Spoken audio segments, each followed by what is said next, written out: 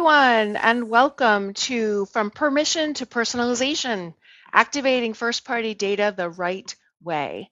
My name is Stephanie Miller. I'm your moderator today, and we have an amazing set of panelists.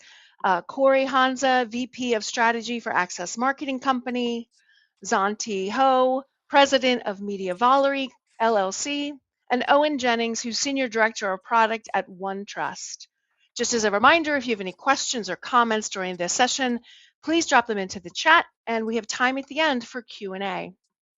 To kick things off, I'm going to start by asking each of the panelists to comment on this idea of balancing permission with personalization. It's often a just because you can doesn't mean you should personalize kind of scenario. So when you're developing your personalization strategies, how confident are you that you are balancing consumer trust as well as building your brand and ultimately generating leads or whatever your marketing goals are? So I wonder, Corey, if you will kick us off. Absolutely. No, I definitely think that when you're putting personalization in gear, you want to make sure that you're being mindful and you're honoring the user. There's so many times that we make assumptions. And in previous roles, especially in healthcare, when you make the assumption, it might not be the person that is actually, say using your website. It could be a family member or whatnot doing research. So always be mindful of that. Yeah. Zanti, how would you answer this question of balance? I definitely agree with Corey. There's a lot of sensitivity around the information that we share with companies, right? Whether it is a pregnancy or what Corey was just talking about in terms of healthcare, or even thinking about the caregiving for a family member, right? There are a lot of situations in which there's certain information that, while it might be highly relevant to us, we don't necessarily have a desire for people to know that information. And so I think in order to balance that, one of the things that companies need to think through is, how do we use this information in a way that does not upset or trigger our audience in a way that they would not like, right? A very famous example is from Target, where when they did tests of early pregnancy campaigns, marketing campaigns, they were highly effective, but they also got complaints from people who were not yet ready to have that information publicly known about them, that they had discovered that they were pregnant. And so one of the things that they actually did as an adjustment was to start doing campaigns where, while there was pregnancy promotions in the mix for this person, it also included other kinds of personalization around things like gardening or their other hobbies, right? So instead of feeling like it was talking only about this sensitive thing, it talked about a broader array of issues or topics that this particular individual might like. And I think that that's how we balance personalization and the sensitivity around data sharing from our customers. Yeah. No, I love, what Corey said was about honoring the consumer or a customer. And Zanti, you're talking about relevancy. Well, relevancy might be in the eye of the beholder, right? And so since we own this data now, we own this permission. Um, and maybe you want to talk a little bit about the importance of really thinking about it, not just as a data point, but as a human being on the other side. Yeah, absolutely. I think it comes down to expectation, right? Not just what you can do with the data, but what the customer expects you to do with it. I was at Adobe Summit last year, not this most recent one, and James Quincy was there, and he was talking about, like, look, we've got names on the Coke cans, but like, with AI accelerating everything, we could probably put people's faces on the Coke cans, and right, that's where it gets creepy. And he was very much like, that's personification, not personalization, right? That's where you start to kind of mimic, and the brand is like, you're serving your own needs, and the trust drops off fast. So what I'm thinking about really is the way things are shifting right now. The marketing question becomes almost a governance one, and I think regulation is starting to enforce that line. And what I'm seeing from OneTrust is the best brands are really drawing that line themselves, right? They're not waiting for someone to say what needs to happen. They're being proactive on this. Yeah, I love that. I love that. And I think this is it's a difficult challenge, this idea of um, permission versus personalization, because personalization very quickly becomes creepy if the consumer doesn't agree that it's personalized, right? So let's get some input from the audience by offering a poll. So please go ahead and launch the first poll. So for our audience members, you may get a prompt and be asked to join the audience to participate in the poll. So just enter your first name and click on Join Audience. Then for everyone, you click on the polls icon, which is in the top right corner of the video window. And you see the poll come up on the right side panel, and you just select one option. So if you're seeing the poll question is, how confident are you that you have adapted to this cookieless world? You're either very confident, somewhat confident, or not confident at all. So just real quick, while we give everyone a chance to respond, you may be prompted to join the audience. So enter your first name and click on the audience button. Click on the poll icon in the top right corner of the video window, and you see the poll come up in the right side of the panel. So how confident is our audience that you have adapted to this cookieless world? Let's go ahead and show the results. Okay, so not many people are very confident. Sort of almost a tie between somewhat confident and not confident at all. I have to say that doesn't terribly surprise me. Panelists, do you want to think about that? Oh, and I think from your view at OneTrust, somewhat confident or not confident, does that feel like your customer base? I hope ours feel confident. So if you're using OneTrust, I hope that was the 6%. But no, I mean, I think it is somewhat hard to feel confident right now, right? Regulations change all the time. Things happen, and it's really moving, and AI is only accelerating that. So it doesn't surprise me, to be honest. So when we think about confidence, there's a range of personalization, right? From explicit, what you tell the customer why you're giving them this information because they told you something, or it's more predictive, right? It's based on inference or outside data. So if it's inference or predictive is something that the customer didn't tell you specifically. So Corey and Zanti, like to sort of get back to that confidence question. What are some of those specific sort of practical internal guardrails or litmus tests that you see teams using to ensure that an automated experience kind of feels helpful rather than invasive, right? So if we want to build confidence, how do we start to structure the conversation of using the data? So Zanti, you want to kick us off there? Sure. One of the things that I think is really important for teams to understand is what information do we need in order to provide the most valuable experience for our audience. Those are the things that you want to ask explicitly, right? What are the roles that they might have, the challenges that they might face, or the specific scenarios that they are interested in, where they might want either content or resources or products or services to help them along. Those are the things that we want to make explicit. Now, when I say explicit, I don't necessarily mean a form where you say, please tell us which scenario applies to you, but it may be providing them with several different items to react to, right? You say, which of these scenarios is most relevant to you through content or through an email automation pathway or through various advertising campaigns, right? By seeing where they click, you can have a better sense of what matters most to them. And then therefore you can start offering segmentation and personalization based on those particular interests. Where I think the predictive data and particularly predictive AI, now that we have better models and also just more access to third-party data brokers, is to fill the gaps for the organizations that don't necessarily have as much information. I often give workshops within organizations where they tell me, we have limited amounts of information about our audiences. And the problem that we have is we believe we have a sense of what our personas or segmentations should be interested in, but we can't actually parse that out of the data that exists. In those situations, predictive analytics can be really valuable because you can start to actually test hypotheses and then based on the reaction of your audiences to those different scenarios, start to collect data that you can then test forward. And I think that that's something that's really important for organizations to be doing at this point. Mm.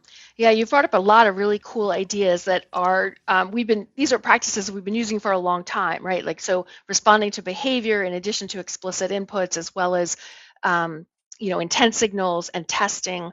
So Corey, what is your recommendation for these litmus tests between the ways that the data can be used? Right. So something that I did at my last company, and then stuff that I do with with some of my current clients, is coming up with kind of like a governance board or a governance group, so that you kind of play through the scenarios. And something that, again, the Target example is something that we also went through and tested, as well as if anything is a sensitive topic, you don't do it. Anytime you kind of have like, I'm not sure, that's a no. And so a good thing that we did a few times is if there's a question, you pause, you huddle up the team, and you kind of go through each one of those scenarios to see if there is any negative, because it's better to have um, no business than bad business, is kind of what I say. Right, right. No, I like that. And it's sort of like, defaulting to any sensitivity versus the opposite. Oh, and how are you all recommending people think about these guardrails? Yeah, no, it's great, and love how Corey kind of closed that. I mean, I think what we're seeing the best teams do is they really apply kind of three things. You think about first, was this data clearly permissioned for this use? And then second, was the customer like reasonably understand why they're seeing it, right? So are they getting something that they'd be like kind of confused? And then third, like Corey just said, would it still feel appropriate if legal and privacy reviewed it together, right? And so if that breaks, that's when things get in trouble. We see a lot of times where folks kind of build this one-time policy as opposed to something operational. And I think that's where you build the system, and then this kind of flows together. And kind of when you were mentioning litmus test, I think it's simple. Like if you can't explain it clearly, if you can't defend it consistently, and you can't repeat it at scale, you got to hold off on it. Yeah, and I think uh, I think it's so interesting because I feel like there's this idea that, if somebody feels watched or if they feel like it's creepy, then there's like all kinds of ramifications for negative behavior down the path, and of course, how people share information or engage. So yeah, I think there's such a balance there because we want to communicate more, we want to be helpful as brands, and then it's we sometimes get restricted. So I think what I'd like to do is let's launch our second poll. So go ahead and launch the next poll. So if you've already responded to a poll, you should still see that polls icon in the top right corner of the video window. You see the poll come up in the side panel, and you select one option. So the question is, if a customer asked to see their personalization profile today, how would you feel? Terrified, neutral, or proud, because you've got it all together. So again, if you're looking for the polls icon, it's in the top right corner of the video window. You'll see the poll come up in a side panel and select one option. So I think we have hopefully enough time for everyone to participate. So let's go ahead and show the results of this.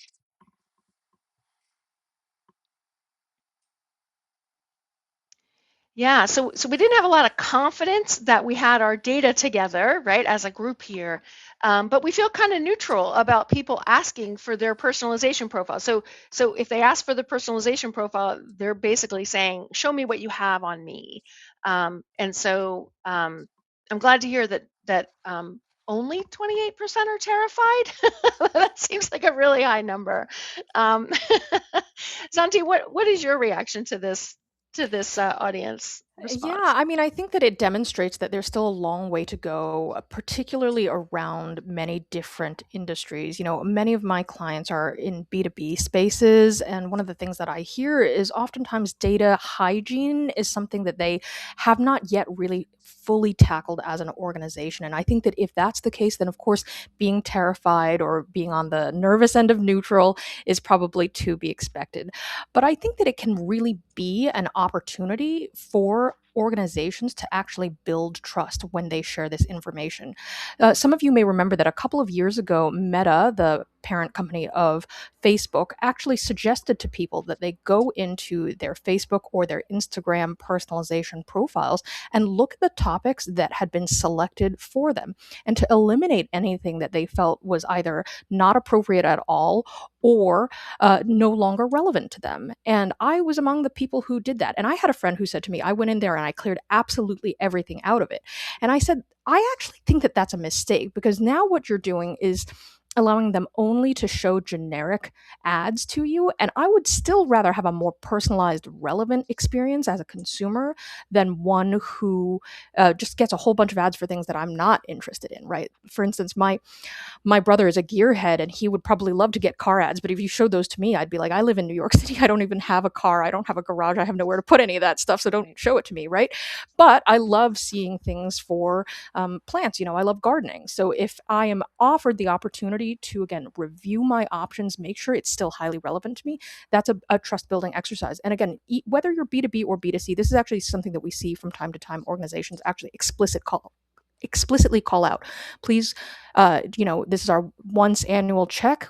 Do you want to see if these newsletters are still relevant to you, these topics are still relevant to you? Or since we're in May right now, I'll give you another example from the B2C space, specifically around the holidays of Mother's Day and Father's Day. I've seen several different brands, many in the beauty and clothing fashion spaces, where they've actually said to people, if you would prefer to opt out of advertising around either of these holidays, because we know that sometimes those are sensitive topics for people, please feel free to do it here. That's more data that they're actually requesting from the audience, but it builds trust.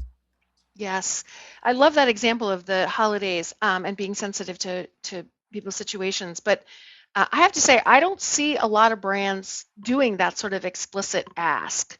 And so, Owen, I wonder if you can speak a little bit to that. Like, I don't know that Facebook does that annually, or that, you know what I mean? So why not? It seems like such a great idea. Why don't more people do that? Yeah, I think so many people think of that as like a guardrail or a roadblock, and really you're optimizing, right? When you know what someone wants to actually hear about and you make it relevant, it matters. I think Chewy does a great job of it, right? We lost our pet recently. You got the message from them, and you just kind of were like, they get it. We stopped his food. It was a nice touch. So I just think there's a lot of opportunity, but so much is still spent around. We're worried we're too restrictive, when it's like, no, use that to your advantage. And I think that's what the companies that kind of get it and are really building that trust layer are doing right. Yeah. So here's the opportunity for everyone who's terrified, right, is to reframe that as an opportunity for implementing some of the ideas that are coming out of these amazing panelists.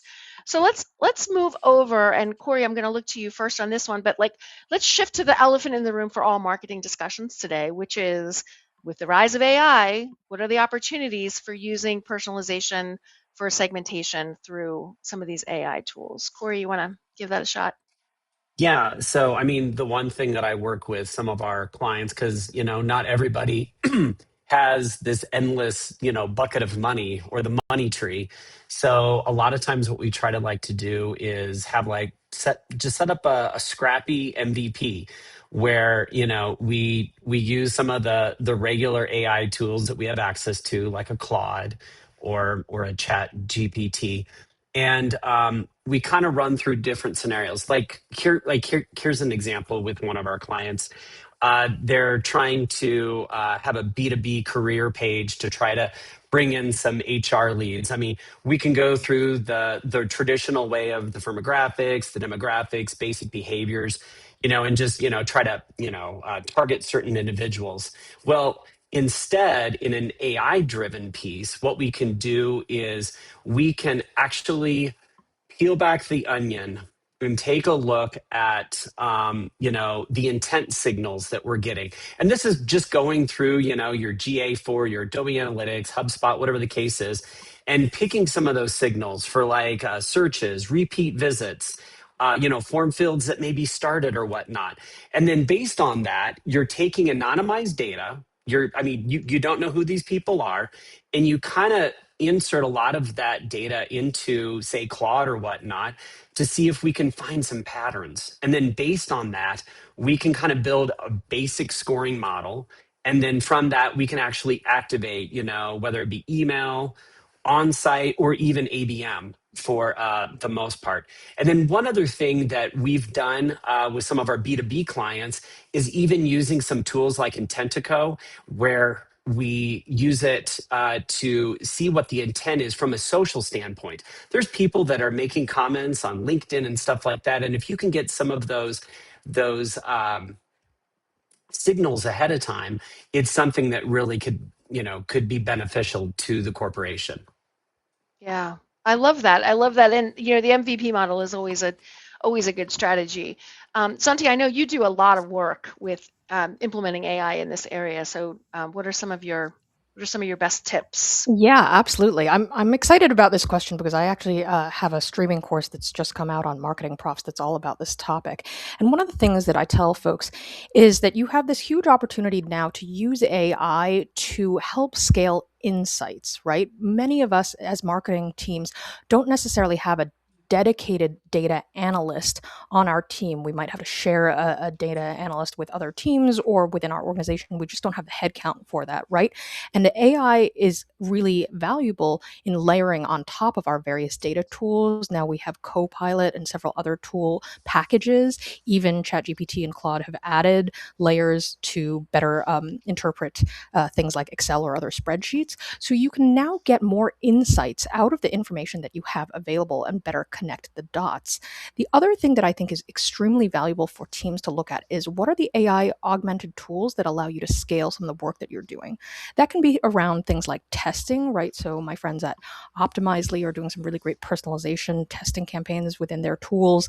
Persado is a great B2B tool that allows you to pull from third-party data to better offer highly relevant subject lines, headlines, body copy offers to your audience, right? So even if your team is small and scrappy, you can actually leverage some of these tools that have AI built into them, that have predictive models or that leverage the data that you have within them to get more personalization in front of your various audiences faster. I think this is a huge opportunity. And those are just two scenarios. I think I've developed about 5 different places where I think that you can really get a lot of value out of AI. But I think we have a very exciting moment in front of us, right? Earlier I mentioned that example from Target of the pregnancy thing. It took them 6 months of a full team of data scientists to figure out how to build a model.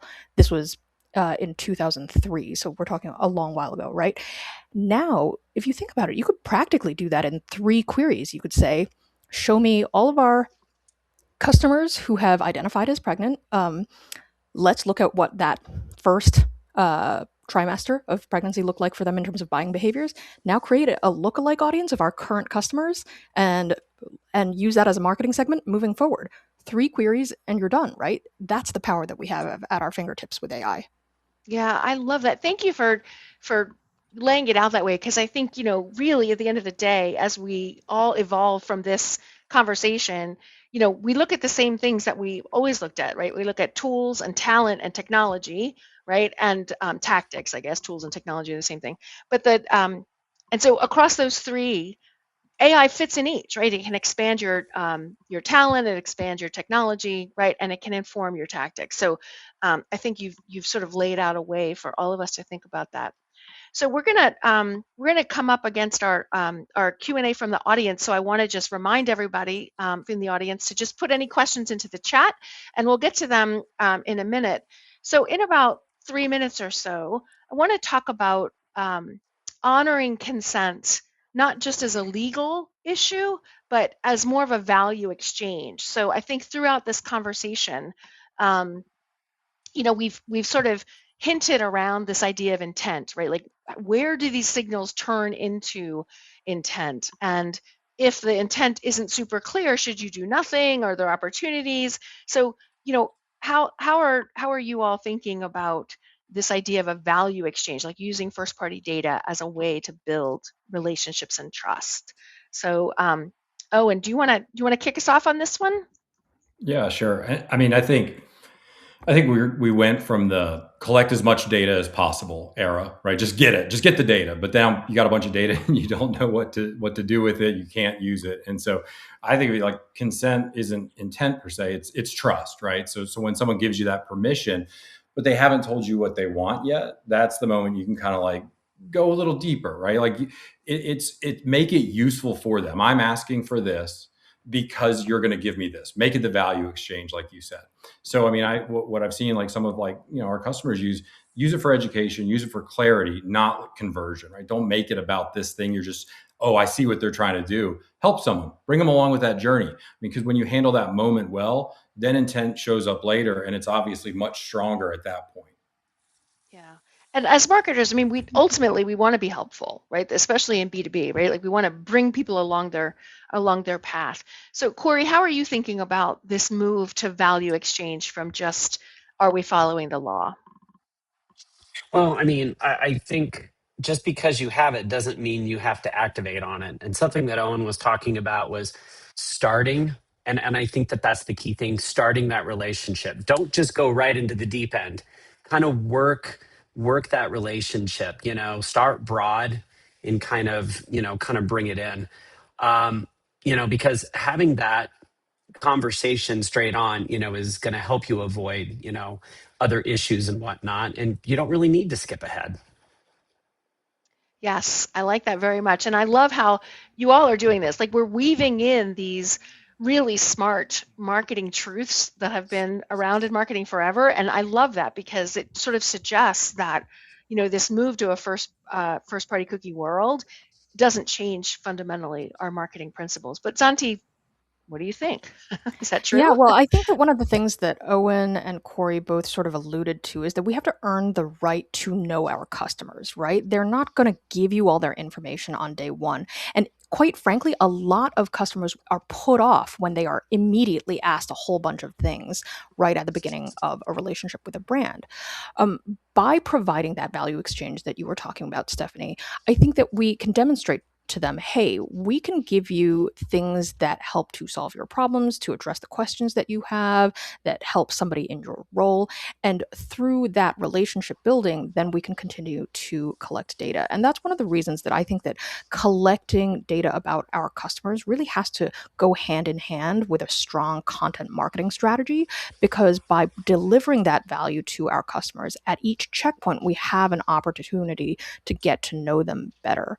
One of the brands that I talk about in my book is a company called Methodical Coffee. They are a cafe and direct-to-consumer coffee business out of South Carolina. And one of the things that they do is educate their customers about coffee, in addition to at each of those points that they're educating them, getting a little bit more information about their habits, their preferences, the ways that we prepare their coffees, the way they don't prepare their coffee, right? And all throughout that, they're improving their really effective marketing campaigns through automations and advertising, et cetera. But they're earning that by building this relationship over time.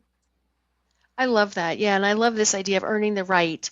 One of my uh, a company that I know about here in Maine is a farm that has a bunch of goats and they make soap, right? They make this goat milk soap, which is really wonderful. And so they're a very small business and nobody's busier than a farmer, right? And so they actually do like a 5 series email to welcome people and they educate you and they introduce you to the goats and they talk about the seasons and they tell you what goes into the soap. And so before they even start saying, would you like to buy anything?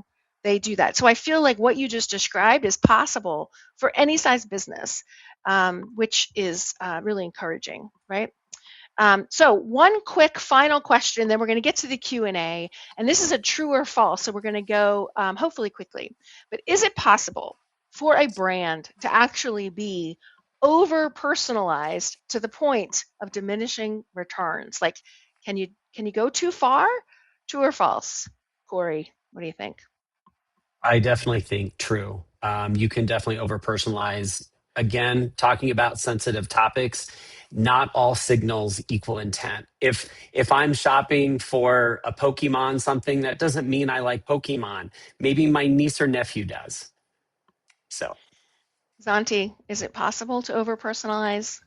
I think, yes, it's absolutely possible to over personalize. And part of this is returns for the company, right? If you're thinking about ROI, what is the point where the information is actually allowing you to develop really effective campaigns for your customers? And where's the point where now we're like one-to-one marketing, but it's not actually helping our conversion value? That's actually something that we really just have to think from a by the numbers perspective, right? Segment enough so that you can serve your best customers better and convert middle customers into best customers. But you don't have to make all of your personalization highly valuable for every single customer. It's not worth it when we have limited resources. Yeah, and in theory, the ROI for the company should grow if your ROI for your customer grows, right? So that's a good point. And Owen, true or false? Over personalization can drive diminishing returns. I wish I could say false just to be contrarian, but no, it's true. But I'll bring it back to governance. I think over personalization is basically under governed data, right? Again, like I said earlier, I think the folks that are getting it right aren't the ones that are using the most data. They're using it strategically and meaningfully. Hmm. Yeah, wonderful, wonderful. So now I'm going to move to the Q&A, and so thank you to everyone who's put their questions in so far. Owen, I'm going to ask you to start on this first question from Michael. What if lawsuits position legal to be more restrictive than actual customer concerns? So you've done all this work, you've put up your guardrails, and then legal comes in and says, what do you do? I mean, I think one, bring legal in early. I think that's what we tell everyone. Don't wait. When legal's involved, we know it's a fire drill. If you get them at the table earlier, get your product teams and your legal teams, your privacy teams talking. Don't like kind of keep them off into the corner. I mean, we've all dealt with it, and we've got really good legal folks. I've worked with at many companies, and when you bring them in early, they appreciate it, and you can actually build something together that avoids that down the road. Look, the legal ramifications aren't going to stop. It's only getting heavier regulations, and AI is not going to slow that down. And so I think it's just more important than ever. Involve them early and involve them often. Love that. And before Corey and Zanti, you respond to that, there was a comment in here from Heidi, which I think is related to what Owen was just saying, which is that Heidi thinks that in B2B, it's even harder for someone to feel or see the value exchange. So when you're talking to legal and you're trying to balance out customer needs, how are you addressing that? Corey, you want to kick us off there? Um, well, I mean, I'm going to kind of echo what Owen was saying, but partnering them and educating them, early on. It's like the reason we're doing this is because of X, Y, Z, and by doing that, I mean, I don't want to say that no means I'll get yes later, but it's going through and educating because I could be wrong too. So if we partner together, I think that that's when we really, have that success. Yeah, fair enough. And Zanti, what are you thinking? Yeah, well, I think that point that Heidi made about the value exchange being harder to see is one of the reasons that I mentioned that content marketing has to really go hand in hand with the personalization approach, right? What are you developing that actually is worthwhile for your audience to want, and how can you provide that value and be strategic about giving it to them because they've provided to you certain information, right? That is a very strategic and deliberate decision that you need to make to give them something that is worth their time and effort. And sometimes that requires you to go out and know your customers better, right? And whether that's through surveys or focus groups or some other kind of tool, you have to go and know your customers better so that you can provide that value.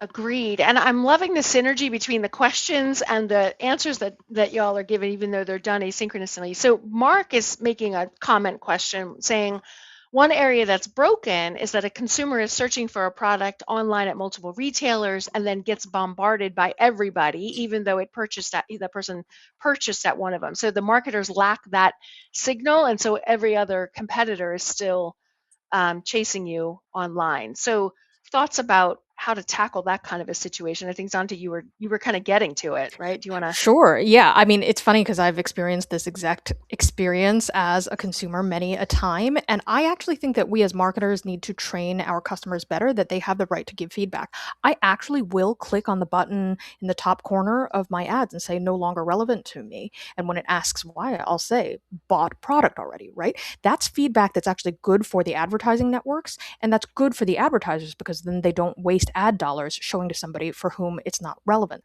The thing is that I think the ad networks need to get better, because while this is true on certain ones, Meta is a pretty good one, for instance.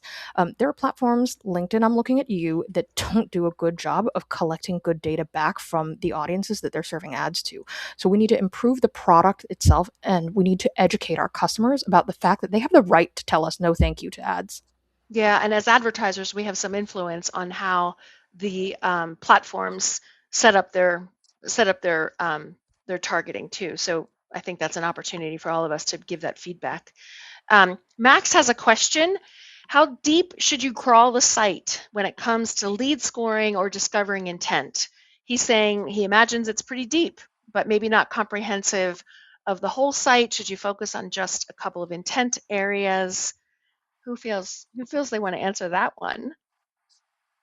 I would just say that start small. You know, the last thing you want to do is invest a lot of time and dollars into something that's not going to work out. I am such a big proponent of that MVP. Get in there, do something scrappy. If it works, there are tools that you can really go deep. But I would start small first. That's Yeah, good I'll just advice. add that I think that there's a real difference between stated intent and inferred intent, right? So sometimes we'll go out there and say, we think that based on these signals, these people might be a good lead for us. But then there are folks who are out there actually taking actions to go and start to find resources around a particular topic that they're starting to research. Personally, as a marketer, I would always rather go out and speak to people who are already doing things that demonstrate that they are actually interested in the product or service that I'm offering. So I'll give you an example of my friends at Netline. They are a content delivery syndication platform. And one of the things that I think is very powerful about their tool is that they can very easily put your content in front of people who have started clicking on articles or resources that are related to wanting the product, service, expertise area that you offer, right? So they're actually aligning the ad to the people who are doing those actions, and I think that that's going to be way more valuable to you than, again, going out and looking for leads and just judging based on the size of their company whether or not you'd be a good fit, because you have no idea if they've just signed with somebody who does the thing that you do, or if they're even in the market for that sort of thing. Listen, I get a million cold emails a day from people who are like, hey, you're this size, we do this service, and I'm like, I don't need that service, right? And we all do. So I think you have to think through what's the actual experience that your customer wants. Yeah, I love that. And Max followed up with a comment saying that, starting small makes the contains link feature much more digestible. So just good job to the panelists there. I know we only have a couple minutes left, but Michael asked about advice for a company with a product or a service that has a high price point and low repeat purchase, right? So high price point, but low repeat. So that means collecting first party data is difficult, right? People don't buy it that often. They don't necessarily want a relationship with you. Uh, any any advice for companies in that situation? Santi, do you want to? Sure. Well, I definitely have lots of customers in that kind of space. I have a client they manufacture equipment for semiconductor production. I have clients that are architects. I have clients that are construction engineering firms. In those situations, I think getting to know your customers is really about getting to know the people within that particular space. So those are spaces where I actually really emphasize things like focus groups, and whether that's virtual focus groups or in-person focus groups, or trade show networking events, things like that, where you can actually hear the customers in their native spaces talking about what it is that they want and need, and making sure that part of the work that you are doing is not only building a really great understanding of the customers, not necessarily as individuals in this case, but as segments, as personas, but also doing a really great job of developing referral networks. And that is still a form of personalization that you have to do with your current customers, right? How do we personalize this offer to ask them to refer business to us? Because they know other people like them who will want to buy the thing, even if they themselves don't necessarily want to buy again now. That's an interesting idea, right? Is to sort of engage them in the actual engagement of others, right? So the sort of promotion on that. Corey, you have 20 seconds if you want to add anything to this. No pressure. Wow. I was going to actually echo the events. Networking events is very, very powerful. Get in with the people that, in their environment so that you can, be a sponge and soak it all up. Yeah. And I would add in 10 seconds. I think it's about community, right? Even in that opportunity, you've got a chance to build a real community, and that's big for brands right now. Agreed. And we didn't get a chance to really talk about a lot of multi-channel, but that'll be our session for the next time. So I just want to thank the audience for these amazing questions. I'm sorry we didn't get to all of them, but maybe we'll share them around, and maybe our panelists will post on LinkedIn about some follow-up stuff. So thank you all for joining us for this. Thank you to Zonti and Corey and Owen, amazing panelists. Please find them on LinkedIn to connect with them. Please take a moment to rate this session. You'll get a link for that. And then click on the red button in the Dig Deeper tab to get to your next session. So thank you all very, very much. It's been a pleasure.